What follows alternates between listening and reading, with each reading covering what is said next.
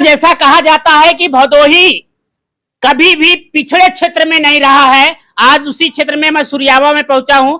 सूर्यावा का एक coaching classes है जिसका नाम है शिवम कोचिंग क्लासेस। आपको बता दें कोचिंग एक एक पूरा परिवार ही कोचिंग है। यहाँ यदि बात करें जयप्रकाश की और यदि बात करें संतोष जी की या ओम प्रकाश जी की, तो आप लोग एक ही परिवार के हैं और सारे लोग एमएससी। आपने बड़ा कम सुना होगा कि एक ही घर के इतने टीचर और इतनी सारी संख्याओं को लेकर के इनको शिक्षित बनाने के लिए और इनके भविष्य को संवारने के लिए आपने एक बीड़ा उठाया है गांव से चल करके ये सूर्यावा नगर क्षेत्र में आकर के। कहा जाता है कि इन बच्चों को भविष्य बनाने के लिए तीनों भाइयों ने और एक बहनों ने ये अपने मन में सपना सजाया है कि हम बेरोजगार तो हैं पढ़ लिख करके, लेकिन अपने क्षेत्र में अपने नगर में बच्चों को बेरोजगार नहीं रहने देंगे। आखिर में इस कोचिंग का राज क्या है, कुछ हम बच्चियों से जानने का प्रयास करेंगे, यहाँ के टीचर से जानने का प्रयास करेंगे। वास्तव में इतनी सोच आती कहां से है कि जो ये नन्हे मुन्ने इतने बड़े बच्चे हैं और ये टीन शेड में इतने भीषण गर्मी में करेक्ट टाइम अर्थात 2 बजे का कोचिंग है, तो आप 15 मिनट पहले अपने सीट को पकड़ने के लिए बच्चे आकर के बैठ जाते हैं। आइए हम बात करेंगे यहाँ के टीचर से, वास्तव में उनको कौन सा मूल मंत्र देते हैं। स्वागत है सर, क्या कहेंगे आप? धन्यवाद सर। मैं संतोष कुमार बिंद, एमएससी फिजिक्स, और अभी तक मैं 2011 में एमएससी करने के बाद मैं जब इसके पहले मैं पढ़ता था तो मैं यही सोचता था कि मैं बच्चों के बीच में जाऊंगा और अपने देश के बच्चों को शिक्षित करूंगा। और आज 2011 के बाद एमएससी करने के बाद और हमारे मन में पढ़ाने की इच्छा शुरू से ही थी और मैं पढ़ाने का कार्य शुरू किया। और धीरे धीरे हमारे घर में हमारे जो छोटे भाई हैं वो लोग हमारे ही पथ पर चलते गए और वो लोग भी आज एमएससी, हमारे छोटे भाई जयप्रकाश एमएससी केमिस्ट्री से हैं, बीएड भी हैं, और हमारे दूसरे भाई साहब ओम प्रकाश बिंद वो भी एमएससी बॉटनी से बीएड भी हैं, और हमारी सिस्टर वो भी एमएससी बॉटनी से है। एक और सिस्टर है वो एमए संस्कृत से की है केएनपीजी से। और हम सभी लोग केएनपीजी कॉलेज से पढ़े हुए हैं और हम बहुत गरीब परिवार से बिलोंग करते थे।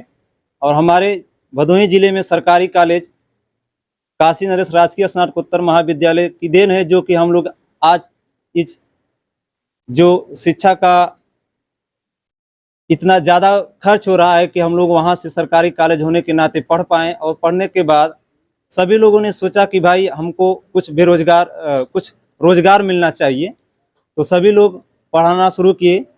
शुरुआत में कहीं विद्यालय में जाकर पढ़ाएं और पढ़ाने के बाद पार्ट टाइम में जो मिलता है बच्चों को हम ट्यूशन के रूप में पढ़ाते हैं।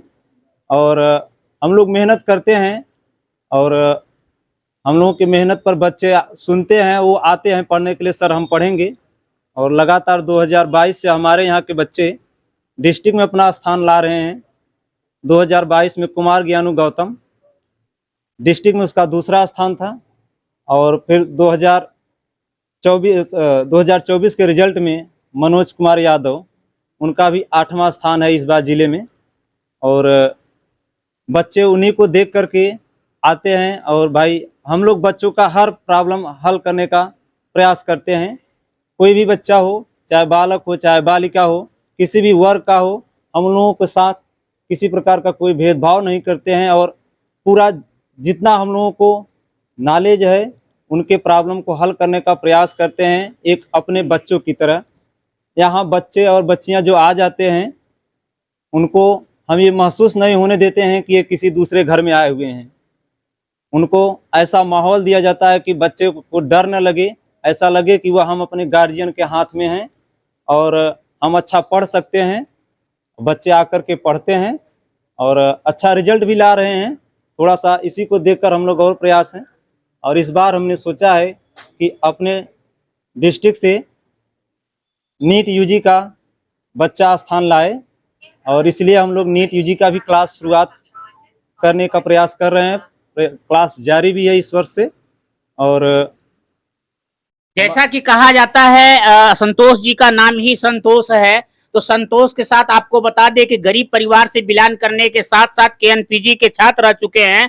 इसके अलावा आपको बता दें शिक्षा, लोग शिक्षा ग्रहण करते हैं केवल नौकरी पाने के लिए, लेकिन आपने शिक्षा ग्रहण किया है वास्तव में कि लोगों को शिक्षित बनाने के लिए। हम कुछ बच्चियों से भी बात करेंगे कि वास्तव में उनको बनना क्या है, कहाँ से जो है शिक्षा कैसी यहाँ मिलती है। क्या कहेंगे बेटा, खड़े हो जाओ थोड़ा, बेटा बोलो क्या नाम बेटा आपका? आंचल यादव। आंचल, कब से आप पढ़ रही हो यहाँ और क्या आपको बनना है? सर हम 11वीं से यहाँ पर आए हैं और हमें डॉक्टर बनना है। देखिए यहाँ लोग डॉक्टर का सपना लेके आते हैं और यहाँ साइंटिस्ट का सपना लेके आते हैं। आइए हम एक जयप्रकाश जी जुड़ चुके हैं। क्या कहेंगे सर, कितना अच्छा लगता है बच्चों को शिक्षा देने के लिए? जी सर, बहुत बहुत धन्यवाद। मैं जयप्रकाश बिंद के ये हमारी संस्था जो चल रही है, बच्चों को, हमारा यह उद्देश्य है कि हम अपने क्षेत्र के बच्चों को अच्छी से अच्छी शिक्षा प्रदान कर सके ताकि इनका भविष्य उज्जवल हो सके। ठीक है, और हम यहाँ पर जो भी बच्चे पढ़ने आते हैं उनको बहुत ही जिम्मेदारी पूर्वक पढ़ाते हैं, अपने घर की तरह, और इन्हें हम अपना बच्चा समझकर पढ़ाते हैं, न कि किसी गैर का बच्चा।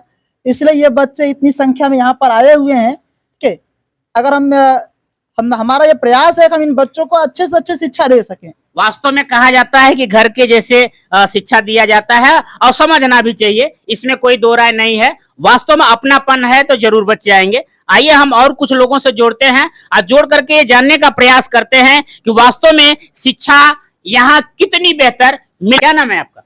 रणदीप पाल। अच्छा, कैसी यहाँ पढ़ाई होती है, कैसा लगता है आपको?